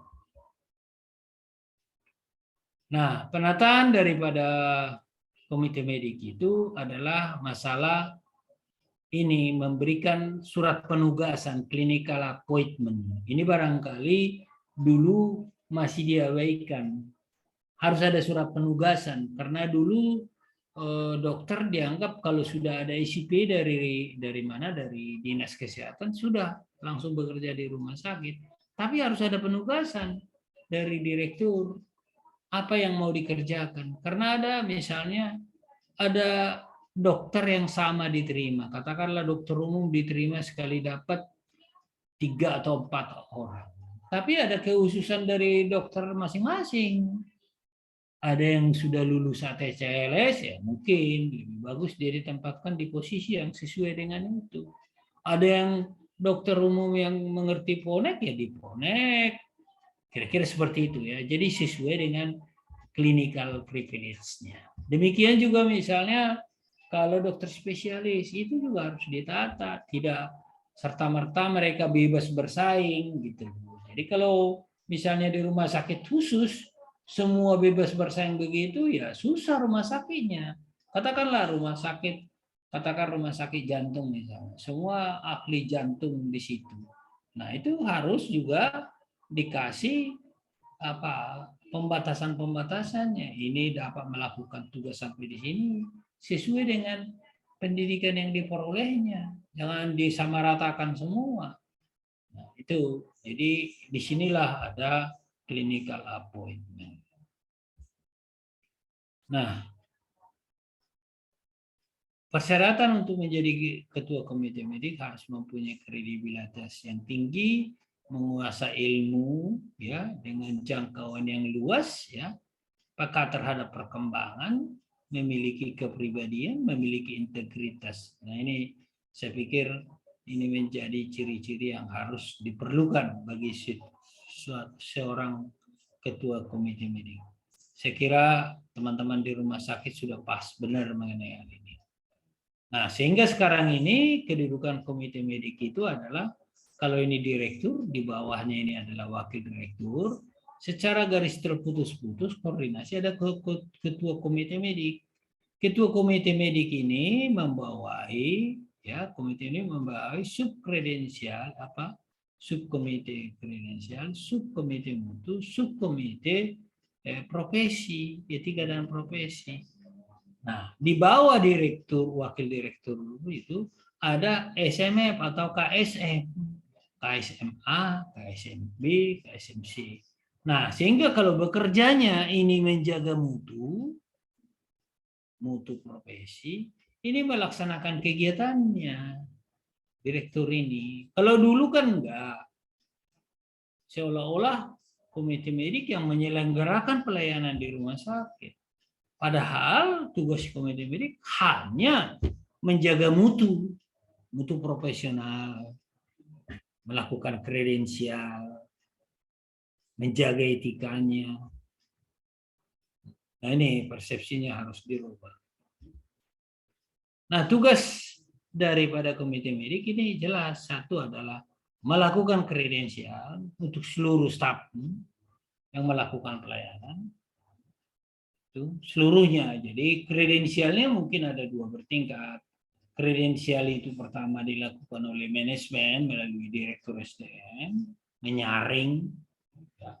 Tapi kredensial mengenai keilmuan dilakukan oleh komite medik. 2, memelihara mutu profesi. Jadi bagaimana misalnya apa yang kita lakukan dengan mutu ini, diklat, pengembangan dan seterusnya, itu barangkali juga perlu dipikirkan di rumah sakit. Gitu. Baru yang berikutnya adalah menjaga disiplin, etika dan perilaku profesi. Ini saya kira teman-teman paham betul ya. Komite medik lah yang melihat etika dokter, profesinya, disiplinnya, ya, supaya kita berjalan dengan baik. Nah, tugas komite medik kalau dirinci jadi seperti ini, panjang ya. Misalnya tugas di bidang kredensial, menyusun daftar kewenangan klinis, ya, khusus di kredensial. Menyelenggarakan pemeriksaan, pengkajian kompetensi kesehatan mental perilaku dan etika profesi. Ya, mengevaluasi data pendidikan profesional, kedokteran, dan kedokteran berkelanjutan, melakukan penilaian, pemberian rekomendasi, pemutusan kewenangan klinis yang adekuat. Jadi ini tugas-tugas dari kredensial. Nah, mutu itu tugasnya adalah berperan menjaga mutu medis, memastikan kualitas asuhan staf medis, ya. Ini harus lebih jelas di sini nih. Ya, tugas komite mutu. Jadi saudara jangan keliru ya, kalau mutu profesi yang dilakukan oleh komite medik tidak sama dengan mutu yang dilakukan oleh rumah sakit. Kalau di rumah sakit ada komite mutu, itu komite mutu mutunya rumah sakit. Tapi kalau di komite medik ada subkomite mutu adalah mutu profesi medisnya yang dipersoalkan di situ.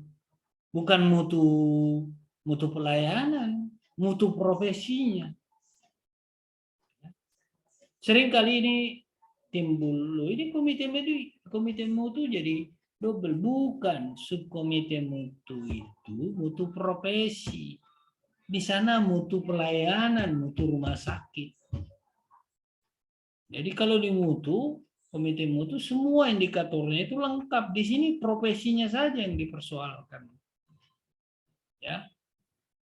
Nah, kemudian yang kedua tugasnya adalah mengembangkan, fungsinya yang kedua adalah mengembangkan profesi berkelanjutan dengan memberi rekomendasi pendidikan, pertemuan ilmiah. Ini barangkali ini bisa dilakukan. Nah, yang ketiga, saudara-saudara sekalian, adalah komite medik memiliki fungsi menjaga disiplin dan etika perilaku. Bagaimana pembinaan etik dan disiplin? Nah, ini barangkali juga bukan hal yang mudah. Kemarin kita sudah bicara etika di bidang pelayanan, etika di bidang administrasi. Kita fokuskanlah etika pelayanan misalnya. Etika pelayanan itu tidak mudah, ya, sampai ke etika profesi. Etika pelayanan juga harus dikontrol oleh komite medik. Jangan sampai misalnya seperti yang kita contohkan kemarin, euthanasia pasif misalnya terjadi, itu dikontrol. Ya, itu tugas dan tanggung jawab itu adalah menyangkut soal etika, disiplin, dan perilaku. Kalau ada pelanggaran di situ ya mestinya harus segera diingatkan, ya. Terus kemudian memeriksa staf medis yang diduga melakukan pelanggaran, ya. Kalau ada melanggaran disiplin, ya tentunya apa yang dilanggar disiplin? Standar profesi, kelewat batas, ya. Ini kan perlu dilakukan teguran-teguran, pembinaan-pembinaan dilakukan oleh komite medik. Rekomendasi pendisiplinan. Kira-kira apa yang harus kita lakukan kepada mereka untuk didisiplinkan? Gitu loh, ya. Nah, ini keputusan-keputusan etis harus diambil komite medik, direkomendasikan kepada direktur, nanti direktur yang membuat SK-nya, apakah pemutusan atau pengalihan ataukah menstop, merubah clinical privilege-nya, dan seterusnya, ya. Itulah tugas-tugas daripada subkomite disiplin dan etika profesi. Nah, wewenang komite medik secara umum adalah Pertama, memberikan rekomendasi rincian klinis. Jadi tetap yang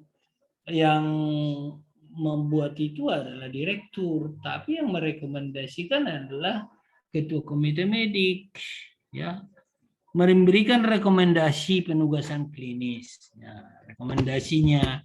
Jadi jangan salah ya teman-teman, seringkali dikatakan, loh ini tugas komite medik, bukan tugasnya direktur, tapi komite medik yang menyampaikan supaya itu selaras, sesuai, ya.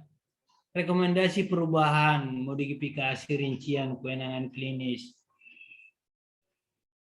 Kalau boleh saya katakan, keilmuan kedokteran itu kan dikuasai oleh komite medik.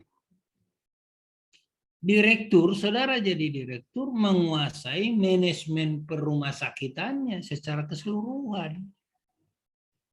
Jadi kalau saudara yang disuruh untuk memerinci satu-satu mengenai rincian kewenangan klinis, mungkin saudara juga tidak paham betul sebagai direktur. Tapi saudara bisa berdasarkan rekomendasi komite medik, saudara bisa paham. Gitu. Nah ini yang tentunya teman-teman harus sadari. Kemudian memberikan rekomendasi audit medis, ya, dan juga memberikan rekomendasi pendidikan dokter berkelanjutan. Nih, pendidikan dokter berkelanjutan ya perlu siapa yang melanjutkan, siapa yang perlu fellow, siapa yang perlu untuk pendidikan di mana, biayanya berapa, dan seterusnya. Nah itu kan perlu direkomendasikan oleh komite medik kepada direktur. Yang memutuskan tetap direktur, gitu loh ya. Jadi di rumah sakit seringkali yang memutuskan itu komite medik, direktur tinggal melaksanakan, ya susah. Itu nggak ada lagi kewenangan direktur. Ya, teman-teman sekalian. Tadi sudah ini ya. Ini tadi sudah kita bahas ya, kredensial. Nah, ini kredensial adalah apa? Evaluasi terhadap staf medis, menentukan kelayakan pemberian kewenangan klinis. Rekredensial adalah proses evaluasi. Jadi pertama dilakukan kredensial, 5 tahun kemudian adalah rekredensial. Proses kredensial dilakukan secara terbuka, adil, objektif, ada prosedurnya, melibatkan panitia ad hoc atau melibatkan mitra bestari, ya. Karena kenapa itu dilibatkan? Karena direkturnya tidak begitu paham betul ilmu-ilmu dari masing-masing spesialisnya. Ada berapa spesial? Ada 34 macam. Malah direktur bisa paham semua itu. Ya, nggak mungkin. Ya, yang paham adalah para bapak-bapak yang duduk di dalam komite medik, gitu loh ya. Ini supaya kita jangan sampai keliru pemahamannya. Proses kredensial itu dilakukan adalah mulai dari kompetensi kognitif, afektif, psikomotor, potensi fisik, kompetensi mental, perilaku etis. Ini yang dinilai gitu ya. Jadi kalau saudara sebagai direktur atau bagian SDM atau bagian di komite medik, inilah yang dilakukan ya, proses kredensialnya ini. Nah, tadi sudah kita bahas ini penyusunan kompilasi klinisnya. Nah, itu kira-kira. Nah, kalau kredensial itu ada 2 macam tadi dilakukan oleh, ada kriteria administratif, ada kriteria profesi. Administratifnya itu dilakukan oleh manajemen, ya, itu prosedur screening manajemen dan prosedur screening komite medik. Jadi itu dua-duanya harus dilakukan. Jadi jangan tiba-tiba masuk lamaran komite medik yang memprakarsai semuanya, sehingga direksi nggak tahu menahu, tiba-tiba sudah ada dokter di sana, nggak bisa, tetap melalui direktur. Tapi rekomendasi adalah dari komite medik. Tapi kebalikannya sama. Jangan direktur mengangkat dokter karena dia adalah temannya, langsung diangkat dokter spesialis tanpa rekomendasi dari komite medik, tanpa kredensial dari komite medik. Itu sangat berbahaya. Itu yang selalu menjadi persoalan di rumah sakit. Nah, kredensial administratifnya adalah kesesuaian kebutuhan, prosesi profesinya, ijazahnya, sertifikat kompetensi, STR-nya, SIP-nya, track record-nya, itu sebagai clinical privilege assessment. Itu kalau kredensial ya. Kemudian mutu, ini kita lihat, melakukan audit medis ya. Audit medis kalau ada kasus atau tidak ada kasus, dilakukan audit medis.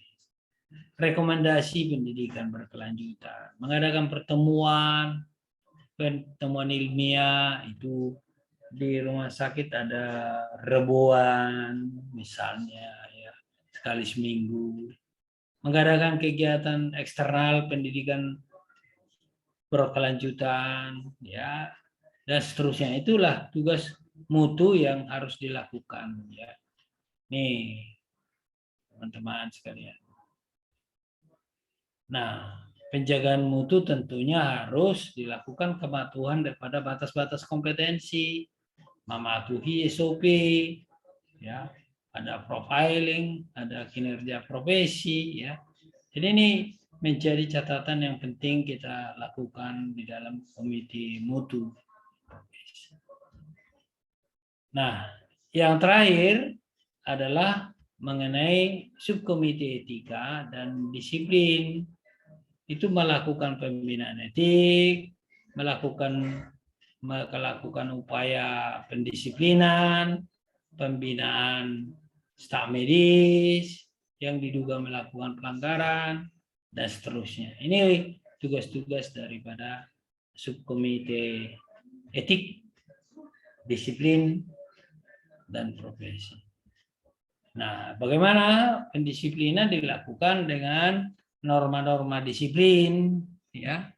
Ada norma administrasi dan norma profesi, prosedur pendisiplinannya, ada pengaduan, nah ini harus ada penyidangan, ada eksekusi dan seterusnya. Jadi jangan tiba-tiba dapat putusan dari direktur bahwa seseorang itu dianggap melakukan sesuatu hal yang salah atau sesuatu hal yang tidak disipliner, indisipliner, tentunya tidak dilakukan pemeriksaan. Itu tidak fair.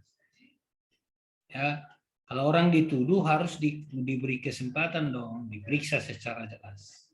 Ya. Nah, norma disiplin yang mau diterapkan boleh norma-norma disiplin kedokteran sesuai dengan perkonsil, atau norma-norma etik profesi sesuai dengan etika profesi, atau norma etik rumah sakit yang saya katakan tadi. Norma etik rumah sakit adalah itu etika pelayanan, etika administrasi, atau norma hukum administrasi. Hukum administrasi itu pelanggaran disiplin misalnya ya, mengenai bagaimana dia dikurangin kegiatan-kegiatannya ya, atau juga mungkin diistirahatkan, disuruh sekolah atau segala macam, bisa ya, sekolah kembali boleh. Nah, itu saudara-saudara yang perlu dilakukan oleh komite medik. Saya kira itu teman-teman sekalian, yang lainnya saudara bisa baca. Kalau ada yang perlu ditanyakan silahkan. Ini ada pertanyaan nggak teman-teman?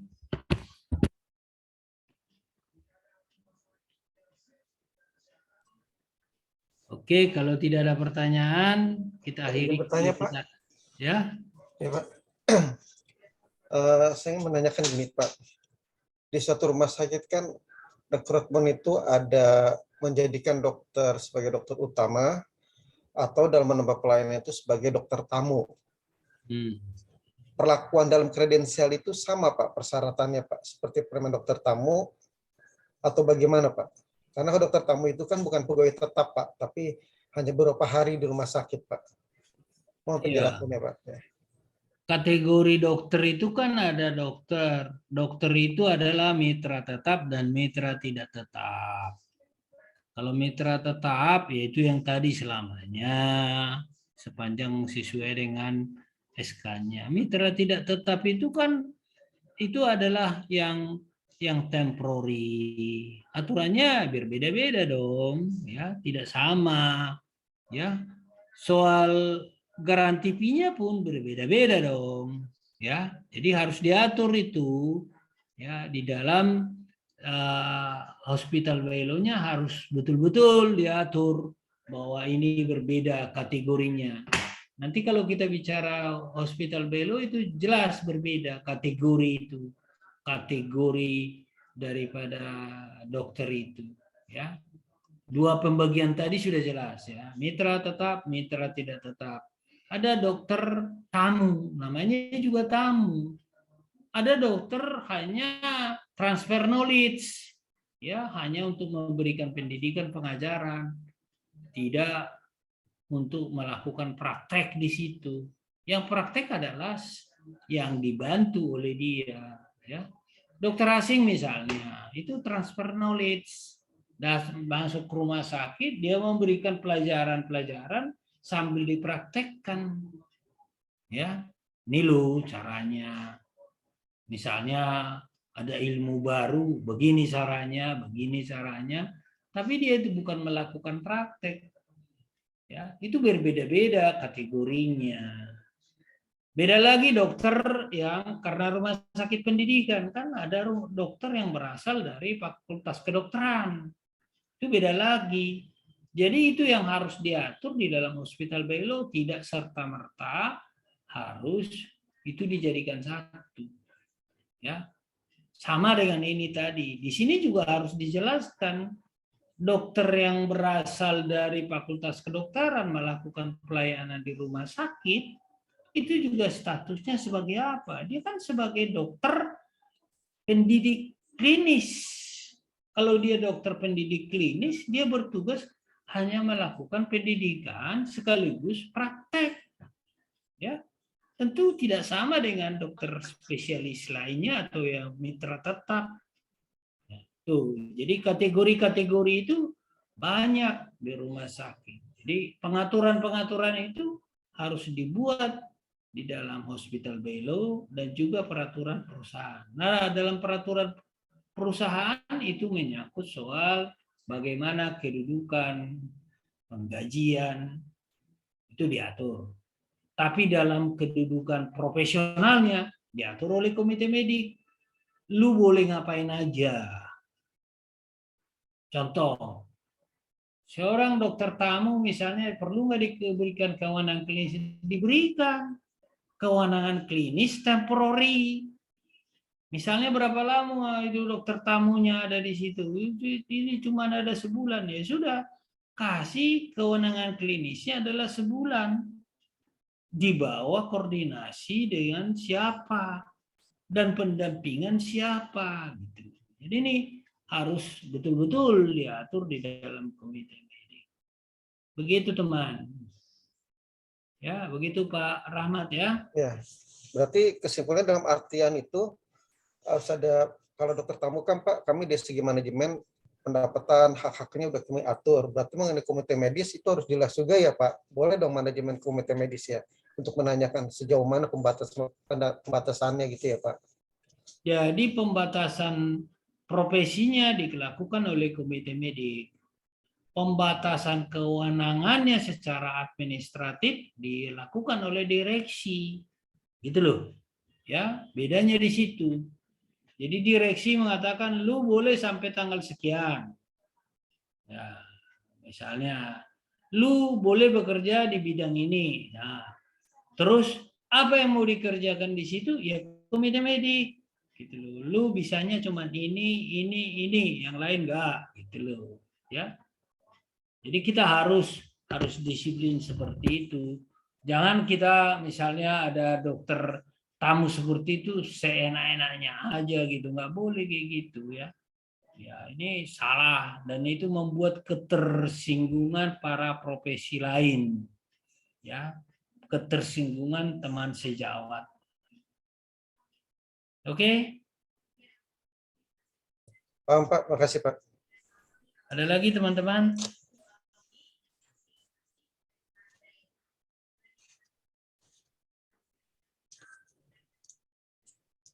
Ya, kalau tidak ada lagi, kita dibuka dulu supaya kelihatan wajah-wajah yang cantik, ya, dan kita berfotoria, buktinya kita kuliah. Tolong Pak Peter ya, Peter Kombo ya. Udah setan. Iya Pak, betul Pak. Pak Edi, Pak. Silakan aja lah, dipoto lah. Ya, siap. Edi, silakan Pak Edi. Siap. Oke ya, siap ya. Ardian Trihasmoro belum buka kamera. Dinia sama Pak Aldian Piali. Oke, kita Dr. Hastomo. Oke, ya. Saya ya slide 1. Kemudian siap-siap slide 2. Oke, sudah. Sudah semua? Sudah, Pak. Oke, baik teman-teman. Sampai kita ketemu kuliah terakhir 2 minggu yang akan datang sekaligus UAS. Pak, materi yang kemarin belum ya Pak? Kenapa? Materi yang kemarin belum. Masa sih? Materi, iya Pak, Materinya, belum. Pak. Oh ya, itu kesalahan ketua kelas yang nggak ngasih tahu. Sorry, saya lupa aja itu ya. Tadi pagi udah saya WA Pak. Ya, WA-nya 1 hari bisa sampai Banyak ya 1000 Pak. Mbak, jadi saya nggak hafal betul. Apalagi ini ketua kelasnya Mbak Widi, bukan? Bukan Pak, saya PJ-nya Pak. Oh ya. Jadi kalau namanya yang tidak terdaftar sama saya, itu kadang-kadang nggak saya buka. Tapi kalau misalnya Mr. Peter atau Mr. apa itu Bu Idia yang satu lagi, pasti cepat saya baca itu. Ya oke, nanti saya kirim deh ya. Iya Pak. Nah, hari ini saya kirim semua lah. Baik, makasih teman-teman. Sampai jumpa lagi 2 minggu yang akan datang dan kita ketemu pada kuliah terakhir sekaligus UAS ya. Makasih teman-teman. Makasih Pak. Makasih, Selamat Pak. malam. Terima kasih, Pak. Terima kasih Pak. Malam, Pak.